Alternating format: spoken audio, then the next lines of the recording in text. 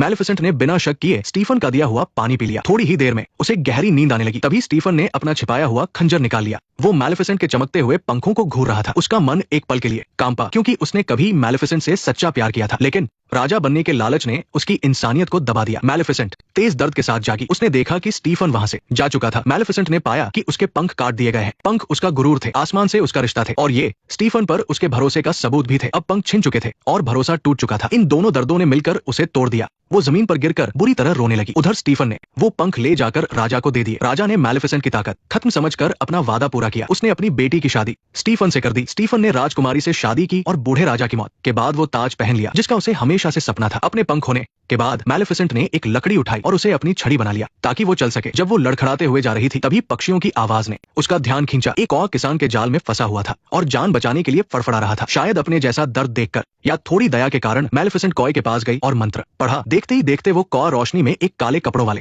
इंसान में बदल गया। अपनी जान बचाने के लिए कॉ मैलेफिसेंट का एहसानमंद था। उसने कसम खाई कि अब से वो मैलेफिसेंट के पंख बनेगा। उसका नाम दियावल रखा गया और वो मैलेफिसेंट का सबसे वफादार साथी बन गया। मैलेफिसेंट ने दियावल को पहला काम सौंपा कि वो महल पर नजर रखे और पता लगाए कि स्टीफन इतना बेरहम क्यों हो गया। उधर स्टीफन राजा बन चुका था और शादीशुदा था। मैलेफिसेंट कॉय की बात सुन रही थी। सच्चाई जानकर उसका दिल नफरत से भर गया। पंख तो नहीं रहे, लेकिन बदले की आग उसके अंदर जलने लगी। मैलेफिसेंट के साथ साथ वो हरा भरा जादुई जंगल भी बदल गया। मैलेफिसेंट की नफरत की वजह से जंगल भी वीरान हो गया। एक दिन कॉ एक खबर लाया, राजा और रानी के यहाँ एक बेटी हुई है और जल्द ही एक बहुत बड़ा जश्न होने वाला है। एक बच्चे का स्वागत कितना अच्छा है ना। समय बीता और जश्न का दिन आ गया। सभी लोग महल में जमा थे। जादुई जंगल की परियां भी राजकुमारी को आशीर्वाद देने आई थी, लेकिन तभी वहाँ एक बिन बुलाया मेहमान आया। मैलेफिसेंट वहाँ पहुंच गई। मैं बहुत दुखी हूँ कि मुझे दावत का न्योता नहीं मिला। स्टीफन के चेहरे पर डर और गुस्सा साफ दिख रहा था। स्टीफन गुस्से से अपनी राजगद्दी से उठ खड़ा हुआ। डर और गुस्से ने उसे पूरी तरह जकड़ लिया था, पर मैलेफिसेंट तो बस श्राप देकर वहां से चली गई। स्टीफन को सीधे सीधे खत्म कर देने के बजाय उसे अपने किसी अपने को दूर जाते हुए देखना उसे कहीं ज्यादा नाउम्मीदी और दर्द का एहसास कराता। ठीक वैसे ही जैसे मैलेफिसेंट को जागने पर अपने पंख कटे हुए देखकर हुआ था। मैलेफिसेंट के जाने के बाद राजा ने राज्य के सारे चरखे जला देने का हुक्म दिया। भड़कती आग की लपटों ने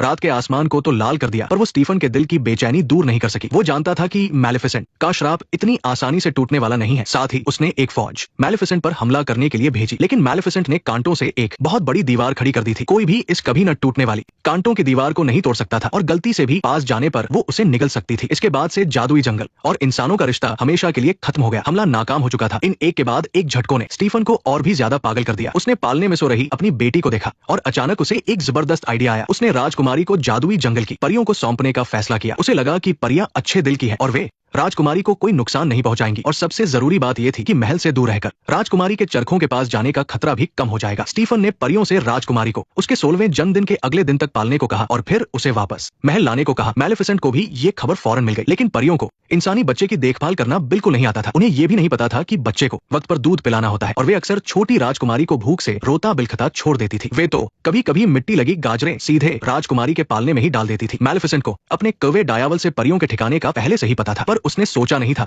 कि सबसे पहले उसे राजकुमारी के दिन रात रोने की आवाज से परेशानी होगी। वह खिड़की के पास खड़ी होकर जानबूझकर छोटी राजकुमारी को डराती, लेकिन बच्ची उससे बिल्कुल नहीं डरती थी, बल्कि वो तो मैलेफिसेंट को देखकर खिलखिलाकर हंस देती थी। मैलेफिसेंट कभी खुद सामने नहीं आती थी। वो बस घनी झाड़ियों के पीछे छिपकर अपनी उन हरी चमकती आंखों से झोपड़ी में सो रही छोटी राजकुमारी ऑरोरा को देखती रहती थी। वो अपने वफादार कुवे डायावल से सुबह का सबसे ताजा फूलों का रस मंगवाती और चुपके से राजकुमारी के मुंह में डलवा देती। अपने दिल में आई इस नरमी को छिपाने के लिए वो जानबूझकर झोपड़ी की तरफ अपनी जादुई छड़ी घुमाकर अचानक से थोड़ी बारिश कर देती ताकि परियों को इधर उधर भागते हुए देख सके। उन्हें परेशान देखकर मैलेफिसेंट के चेहरे पर भी लंबे समय बाद मुस्कान आ जाती थी। दूसरी तरफ मैलेफिसेंट के आगे अपनी बेबसी देखकर राजा और भी ज्यादा चिड़चिड़ा होता जा रहा था। बाहर वालों को लगता था कि स्टीफन का सारा गुस्सा अपनी बेटी की सुरक्षा की चिंता की वजह से है, कि वो एक ऐसा पिता है जो अपने बच्चे को बचाने के लिए एक बुरी डायन का सामना कर रहा है। पर सिर्फ स्टीफन ही जानता था कि उस गुस्से की असली वजह उसका गहरा डर था। उसे इस बात का डर नहीं था कि मैलेफिसेंट ऑरोरा को नुकसान पहुंचाएगी, बल्कि डर था कि उसे सालों पुराना धोखा याद आ जाएगा। ये वही था जिसने मैलेफिसेंट के भरोसे का फायदा उठाकर उसके बेखबर होते हुए अपने हाथों से उसके पंख काट दिए थे ताकि उसे राजगद्दी मिल सके। वो अच्छी तरह जानता था कि उसके पास जो कुछ भी है वो सब एक गंदी सौदेबाजी का नतीजा है और वो बिल्कुल नहीं चाहता था कि ये मुश्किल से मिली दौलत और शोहरत मैलेफिसेंट तबाह कर दे। वो पहले हमला करना चाहता था ताकि मैलेफिसेंट के उसे नुकसान पहुंचाने की कोई गुंजाइश ही न रहे। तभी उसके दिमाग में एक धुंधली याद आई। ये कई साल पहले की बात थी जब वो पहली बार मैलेफिसेंट से मिला था और तब मैलेफिसेंट एक अंगूठी से जल गई थी। धीरे धीरे एक शैतानी प्लान उसके दिमाग में बनने लगा। समय बीतता गया और छोटी राजकुमारी बड़ी होती गई। मैलेफिसेंट मुंह से तो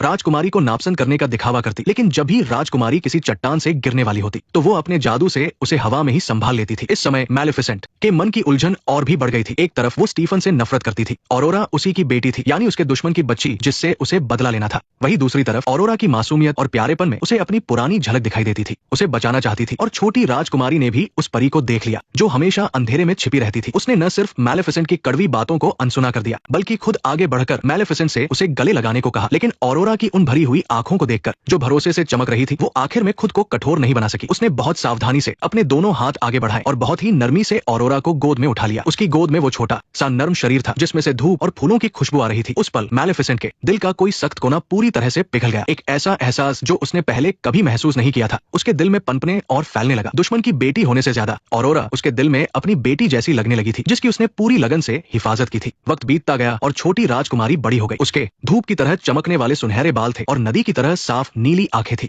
यहाँ तक कि आसपास के छोटे जानवर भी खुद उसके पास आना पसंद करते थे। वो गलती से मैलेफिसेंट को अपनी गॉडमदर समझती थी। मैलेफिसेंट ने इस बात से इनकार नहीं किया, बल्कि हमेशा रूखा बर्ताव करने वाली वो भी ऑरोरा के साथ खेलने लगी थी। मैलेफिसेंट और ऑरोरा का रिश्ता और भी गहरा होता गया, लेकिन वो जितना करीब आते गए मैलेफिसेंट को उतना ही ज्यादा अफसोस होने लगा उस श्राप पर जो उसने गुस्से में आकर दिया था। हर रात जब वो ऑरोरा के जन्मदिन के बारे में सोचती तो वो अनगिनत बार अपनी जादुई छड़ी घुमाती और सबसे ताकतवर जादू से उस श्राप को हटाने की कोशिश करती। हरे रंग की जादुई रोशनी उसके हाथों में बनती, मिट्टी और फिर से बनती, लेकिन चाहे वो कितनी भी कोशिश कर ले, श्राप टस से मस नहीं हुआ। उसने श्राप देते वक्त एक अटूट कसम खाई थी। ये जादुई दुनिया का सबसे पक्का वादा होता है जो एक बार दे दिया जाए तो श्राप देने वाला खुद भी उसे वापस नहीं ले सकता। बेबसी का एहसास लहरों की तरह मैलेफिसेंट पर छा गया। वो बस अब और भी ज्यादा ऑरोरा के पास रहने लगी, इस उम्मीद में कि उसका साथ श्राप से होने वाले दर्द को कम कर सकेगा। वो शुरू से आखिर तक सिर्फ उस धोखेबाज स्टीफन से नफरत करती थी और ऑरोरा तो बेकसूर थी। यहाँ तक कि रोज साथ रहते थे वो ऑरोरा को अपनी बेटी ही मानने लगी थी। ऑरोरा को नहीं पता था कि उस पर कितना भयानक श्राप है और न ही वो मैलेफिसेंट और अपने पिता के बीच की गहरी दुश्मनी के बारे में जानती थी। किस्मत का पहिया उस पल घूम गया जब उसकी मुलाकात राजकुमार फिलिप से हुई। ऑरोरा हमेशा की तरह जंगल में परियों से बात कर रही थी, लेकिन अचानक उसकी मुलाकात पड़ोसी राज्य के राजकुमार फिलिप से हो गई। फिलिप इस बार ऑरोरा के राज्य में उसके पिता से मिलने जा रहा था। बचपन से ही जादुई जंगल में रहने वाली ऑरोरा ने पहली बार दिल की धड़कन तेज होने का एहसास किया। वो फिलिप से दोबारा मिलने का इंतजार करने लगी। पास की एक डाल पर छिपा हुआ कौआ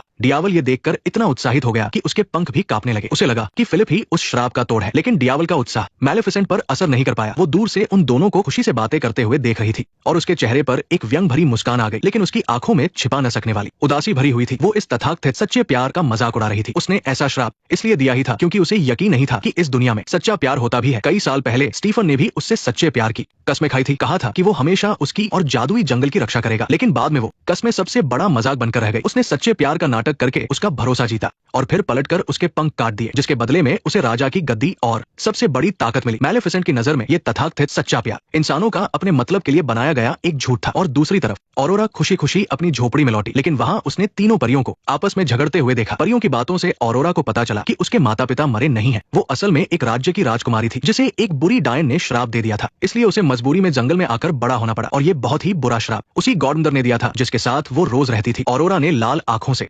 मैलेफिसेंट से सवाल किया। ऑरोरा की निराशा और दर्द से भरी आंखों का सामना करते हुए मैलेफिसेंट के पास कहने के लिए बहुत कुछ था। वो अपने शुरुआती बदले की भावना के बारे में बताना चाहती थी, इन बीते सालों के प्यार और देखभाल के बारे में बताना चाहती थी और उस भारी श्राप का सच बताना चाहती थी। नेक्स्ट पार्ट देखने के लिए वीडियो को लाइक करो।